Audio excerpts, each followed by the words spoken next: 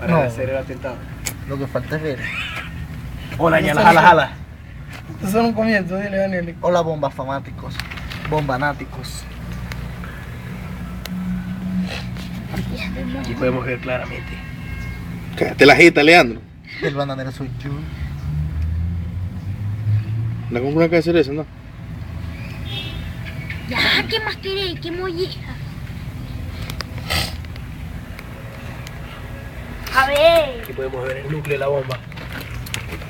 Núcleo atómico. Toma, metele más esa verga. Ya va, ya va. Que me se mata usted, una huevona. Eso lo publican por internet. Yo creo que así está bien ya. No, chico. Oh, que falta ver. Lo publican por internet.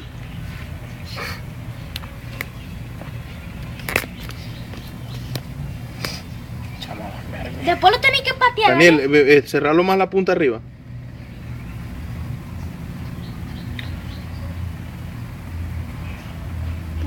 Lo que es un fuegazo, mira. Metele más por aquí. Métele esto que están aquí y ya está. Dile para acá, Diana. Para acá, Daniel.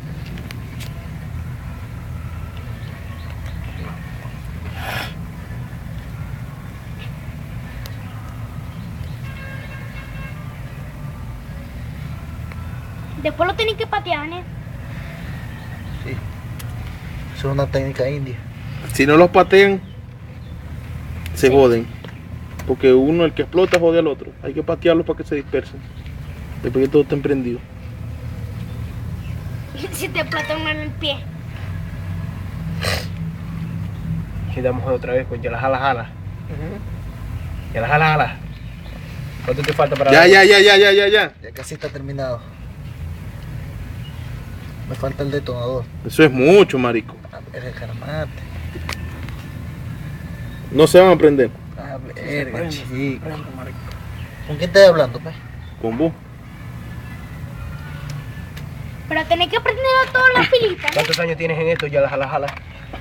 Son muchos minutos de De experiencia. experiencia. Llévate eso para allá.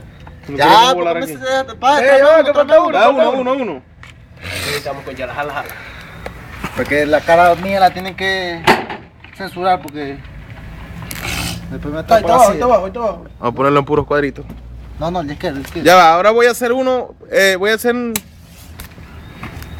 Ok.